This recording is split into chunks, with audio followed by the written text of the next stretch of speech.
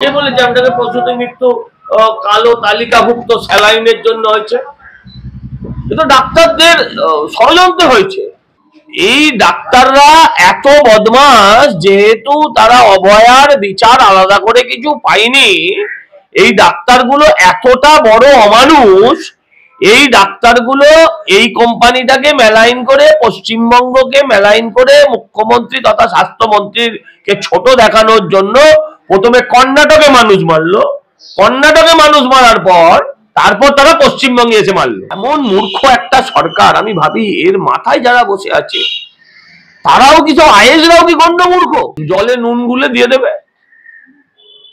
নুন স্যালাইন মানে তো নুন জল, স্যালাইন ওয়াটার মানে তো নুন জল, জলে নুন গুলে দেবেন। এবার আর কি করবেন আপনি? ডাক্তার, বড় ডাক্তার আছে তো পশ্চিমবঙ্গে, মমতা বন্দ্যোপাধ্যায়, হোমিওপ্যাথি অ্যালোপ্যাথি দুটোই ওনার হাতে আছে, এলোপাথারি আর কি, দুটো মিলে। মমতা বেশি পীড়িত করতে গেলে মুকুল রায়,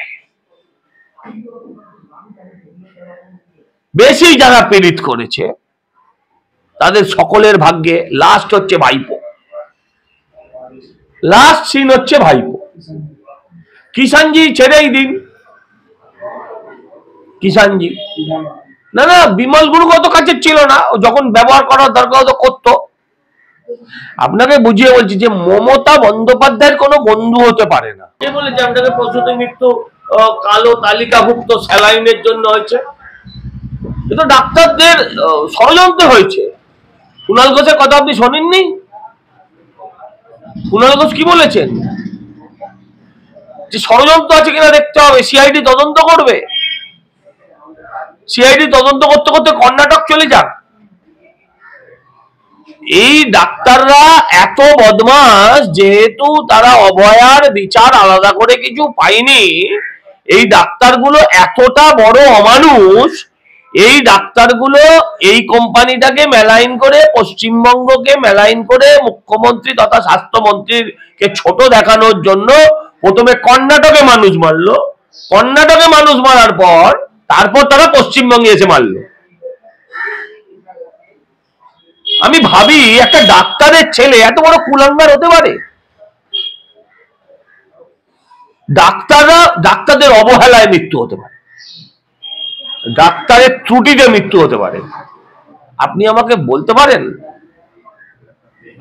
যে আপনি একজন শিক্ষিত লেখাপড়া জানা মানুষ হয়ে আপনার কাছে যে বাঁচতে এসছে, আপনি তাকে খুন করতে পারেন? আরে ডাক্তার কখনো সেটা পারে? কোন মানুষ যেটা পারে না, কুণাল ঘোষ একমাত্র যেটা ভাবতে পারে, যেটা করতেও পারে, তাহলে সে সাধারণ মানুষের, আপনি একটা মানে মিনিমাম বোধ, একটা ডাক্তারের ছেলে লেখাপড়া জানা মানুষ, ও হয়তো অত দূর যাওয়া হয়নি, কিন্তু বাবার পরিচয়টা তো বুঝতে হবে। এইভাবে তো পুরো ডাক্তারদের উনি দাগিয়ে দিচ্ছেন। বলছেন প্রসূতি বিভাগের একটি ওয়ার্ডে কেন এতজনকে দেওয়া হলো, মাত্র 3 জন অসুস্থ হলো কেন? আমি আপনাদের প্রশ্ন করি, 2-4টে ঘুমের বড়ি খেয়েও তো মানুষ মরে যায়, আবার অনেকে মুঠো মুঠো বড়ি খেয়েও ঘুমের মরে না কেন? এটা ব্যাখ্যা দিতে পারবেন? এর কোনো ব্যাখ্যা আছে আপনাদের কাছে? এরকম তো হতেই হয়, কিন্তু অনেকের জীবনেই হয়েছে। আপনি আমাকে বুঝিয়ে বলুন, এখন যেটা নতুন সার্কুলার হয়েছে, বলছে পিজিটিরা ঢুকতে পারবে না ওটিতে। পিজিটিরা আইসিইউতে কি করে ঢুকবে? আচ্ছা, স্যালাইন তো সব ওয়ার্ডে দেওয়া হয়, তাহলে জেনারেল ওয়ার্ডে বা পিজিটি কি করে ঢুকবে? আর কদিন আগে বলছিলেন পিজিটি হাউস স্টাফ ছাড়া হসপিটাল চালানো যায় না। পিজিটি যদি ওটিতে না ঢুকতে পারে কাল, তাহলে আইসিইউতে ঢোকানো উচিত না? তাহলে কাল থেকে হসপিটালটা কেমন করে চলবে? ইন্টারনেট তো কোনো প্রশ্নই নেই যাওয়ার। তাহলে আচ্ছা, আপনারা স্যালাইনটা বন্ধ করে দিয়েছেন, ভালো কথা। যদি ষড়যন্ত্র হয়, স্যালাইনটা বন্ধ করলেন কেন? আচ্ছা, স্যালাইনটা বন্ধ করেছেন, ভালো কথা, তার বদলে সাবস্টিটিউট কি দিয়েছেন? স্যালাইনটা বন্ধ করার নির্দেশ দিয়েছেন, খুব ভালো কথা, আমরা মেনে নিলাম। তার সঙ্গে সঙ্গে তো আরেকটা সার্কুলার যাবে যে এবার আজকে থেকে এই কোম্পানির স্যালাইন তোমাদের কাছে আমরা সাপ্লাই করে দিচ্ছি। কোনটা সাপ্লাই করেছেন? আজকে ওই স্যালাইনটা খেয়ে রোগী বাঁচতেও পারে, মরতেও পারে। কিন্তু স্যালাইনটা না খেলে কি হবে, না দিলে কি হবে? একটা রোগী হসপিটালে ঢুকলে তার প্রথম যে কাজটা করে ডাক্তার, সেটা হচ্ছে স্যালাইন। রোগের বিচার পরে করে, স্যালাইনটা আগে তারা পুট করে।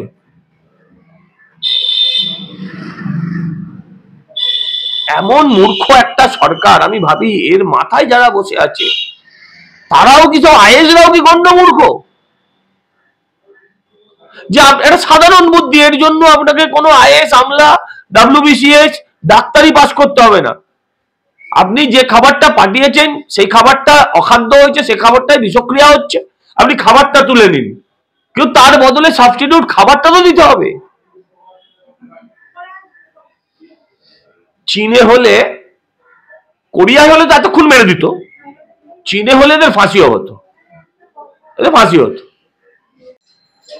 না মরলে পরে ঠিক ব্যাপারটা মাংসাশী হবে না, নিরামিষ হয়ে যাবে, তাই সরকার মৃত্যু অবধি অপেক্ষা করেছে। এখন ষড়যন্ত্রের ধুয়ো তুলছে। আমি বলছি সিআইডি কেন, সব রকম তদন্ত হোক, তদন্ত। কিন্তু আমি বলছি তদন্ত হওয়ার আগেই আপনারা বারবার সার্কুলার দিয়ে স্যালাইনটাকে উইথড্র করলেন কেন, যখন আপনার মনে হয়েছে এটা ষড়যন্ত্র? হ্যাঁ, কিন্তু সজলদা বিষয়টা যেটা, সেটা হলো যে আপনি বললেন যে মমতা বন্দ্যোপাধ্যায় কারোর বন্ধু হতে পারে না, অথচ এই মমতা বন্দ্যোপাধ্যায় বারবার বলেন যে আমি বাংলা ঘরের মেয়েকে চাই, মাটির মানুষ ভোট চায়, ভোট চায়, ভোট চায়, ভোট চায়। সাধারণ মানুষরা লক্ষ্মীর ভান্ডার নিয়েছে, দুহাত তুলে আশীর্বাদ করেছে, যে না সেই লক্ষ্মীর। না না না না, মরুক, তাতে কি গেল? এলো লক্ষ্মী ভান্ডার কত লোক পেয়েছে?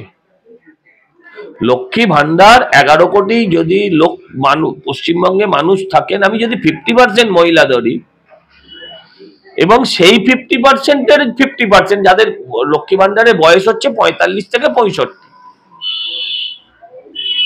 তো সেই 50%-এর 50% যদি লক্ষ্মী ভান্ডার পেয়ে থাকে, তারা কি সবাই ভোট দিয়েছে নাকি মমতা বন্দ্যোপাধ্যায়কে? কিন্তু মমতা বন্দ্যোপাধ্যায় কারণ না, ও কে মরলো না মরলো কিছু যায় আসে না, ও একজন মরলো তো কি আছে, ও ভাবছে আমি 2 কোটি লোককে লক্ষ্মী ভান্ডার দিচ্ছি, ও ভাবছে আমি 2 কোটি লোককে লক্ষ্মী ভান্ডার দিচ্ছি। মরুক একজন, কি গেল এলো, মরুক দুজন, কি গেল এলো। কুণাল ঘোষ তো তত্ত্ব খাড়া করে দিয়েছে। আমি ভাবি ডাক্তারের ছেলে, বাড়িতে স্ত্রী পুত্র আছে, লজ্জা করে না একটু? মিনিমাম বাড়িতে আয়না নাই।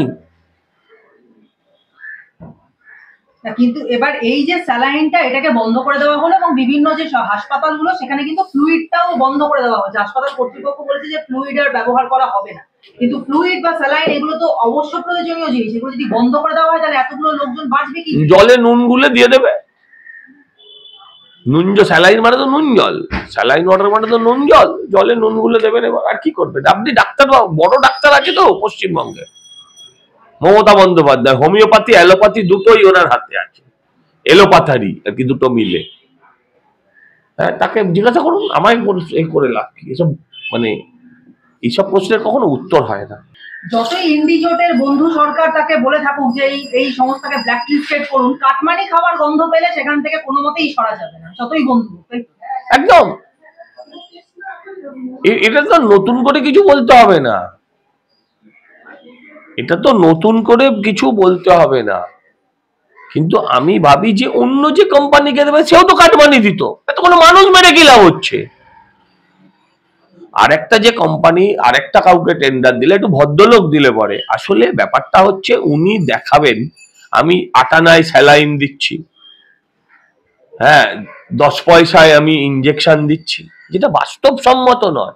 77, 78, 80% ডিসকাউন্টে এখন উনি দেখাচ্ছেন আমি ওষুধ দিচ্ছি। আমি বলছি সেই ওষুধটা আপনি যখন আপনার ল্যাবে পরীক্ষা হচ্ছে, সেই ল্যাব বলছে যে এই ওষুধের মান অত্যন্ত নিম্নমান, এতে ওষুধের মানে ওষুধের কোনো তার মধ্যে পাওয়া যাচ্ছে না, ওষুধের অস্তিত্ব নেই।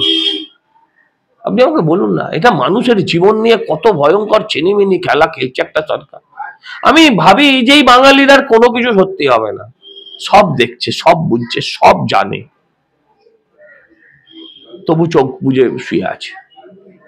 কর্ণাটক থেকে তো এর আগে রিপোর্টটা এসেছিল যে এটাকে ব্ল্যাকলিস্টেড করা হোক। না না, আমি তো সেটাই বলছি, মমতার কোনো বন্ধু হতে পারে না, ইদানিং ভাইপো নিয়ে কথা হচ্ছে। আপনাকে আমি বলবো সুব্রত মুখার্জি, যিনি মমতার সৃষ্টিকর্তা, রাজনৈতিক গুরু, রাজনৈতিক স্রষ্টা, তিনি নিজে একটা কথা বলেছেন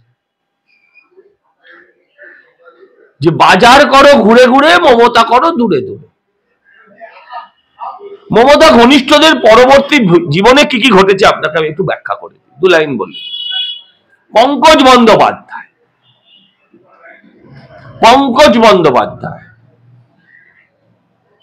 প্রথম তৃণমূল কংগ্রেসের সভাপতি, ক্যান্সারে ভুগে মরেছেন, কখনো কেউ দেখতে যায়নি। তৃণমূল কংগ্রেসের প্রথম এমএলএ পঙ্কজ বন্দ্যোপাধ্যায়, অত্যন্ত সজ্জন ভদ্রলোক। অজিত পাঁজা, সেন্ট্রাল মিনিস্টার, কখনো কয়লা, কখনো দূরদর্শন তথ্য সম্প্রচার, ক্যাবিনেট মিনিস্টার। সেই লোকটাকে কাউন্সিলর করে মেরেছে, সেই লোকটাকে দল থেকে তাড়িয়ে দিয়েছে। সুদীপ বন্দ্যোপাধ্যায় দল থেকে তাড়িয়েছে।